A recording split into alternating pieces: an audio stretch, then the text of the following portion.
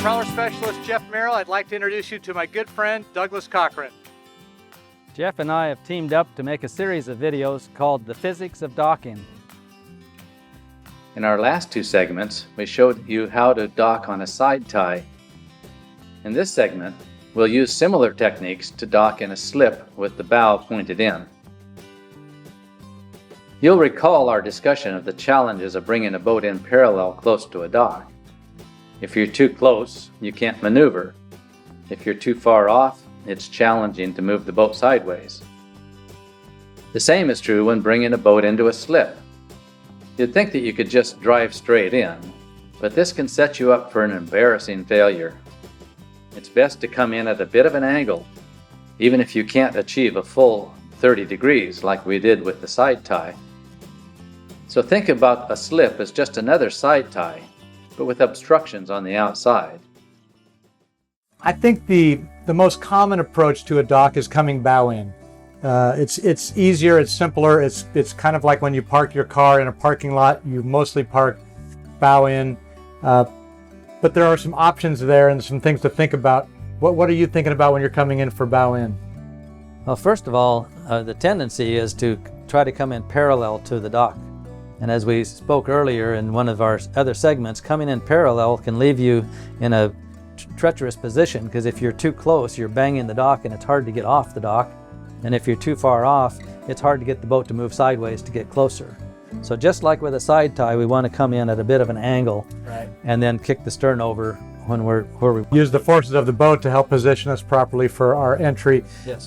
So what I like to do when I'm going to go to a marina is I'll call ahead and try to find out if most boats you want to tie starboard side to, because typically that's a side deck. On this particular boat we have either side, so it makes it easier, but not every boat has that. So you can call and try to get a preference for which side you're going to tie to, but you should probably be set up for fenders on both sides anyway. What are your thoughts on that? We always like to do that. It gives us the flexibility that if we get in a tight spot or the wind is carrying us off or something, sometimes you just have to get into another slip while you reorganize. So if you've got fenders and lines on both sides, it gives you the flexibility to... Yeah, you come in with a game plan to park starboard side too, but you might have to change to port side too. And once you get a couple lines on and you can shut things down, you can maneuver the boat and put it back exactly how you want, but you just need to get those lines on.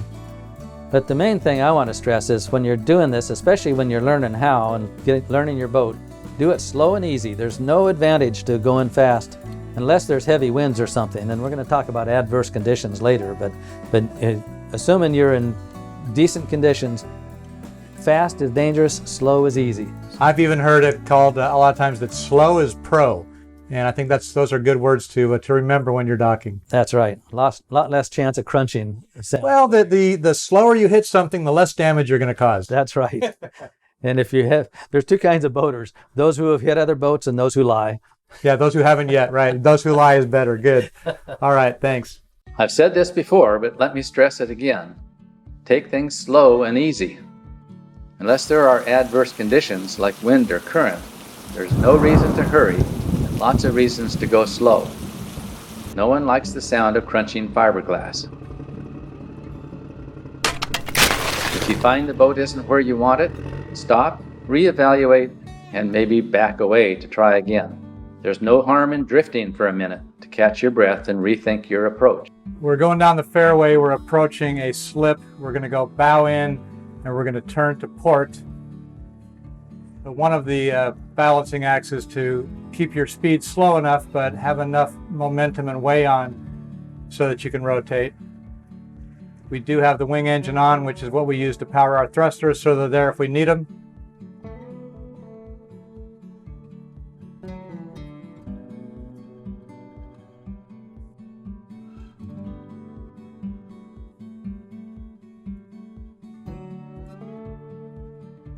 So I go into reverse to kill off a little speed here.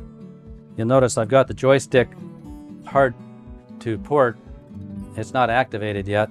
When I'm ready to activate, it will help me kick the stern over in a hurry.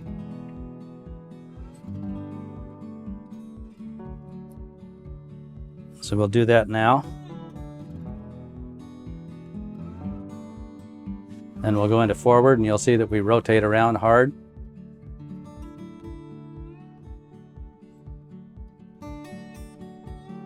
And I'll back up a little bit to give us working room here. About 4 feet from the dock.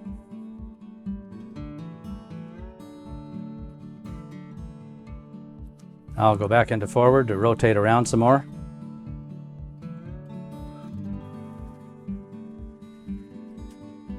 Okay, you're looking pretty good on the starboard side.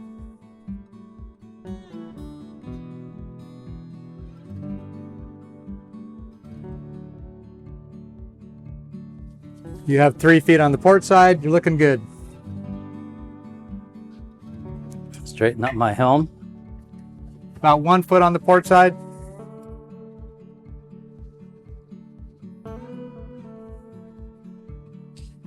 I'm going to thrust a little bit just to,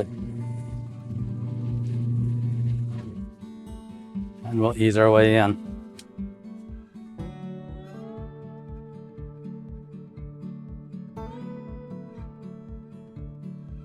You can bring your stern a little bit to port.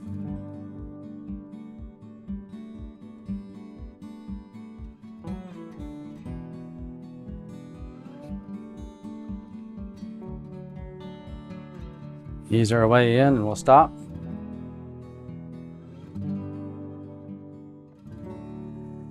Good. Now we would throw the dock lines over and tie up.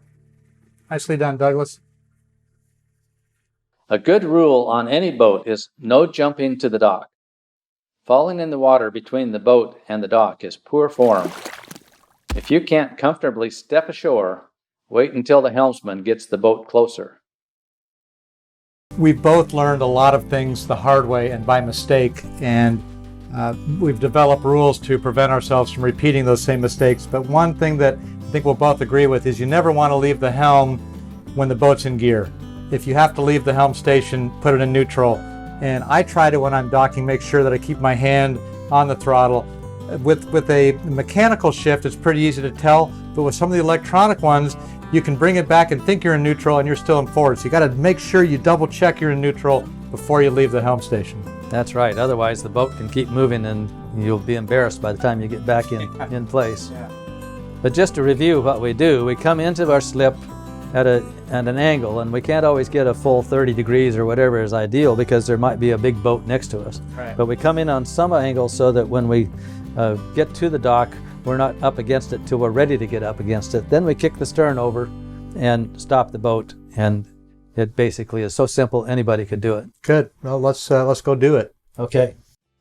I encourage you to take your boat out on some quiet, calm day and practice touch-and-go landings in your slip. It won't take long before you'll be doing it like an old salt. Cheerio for now. See you in the next segment.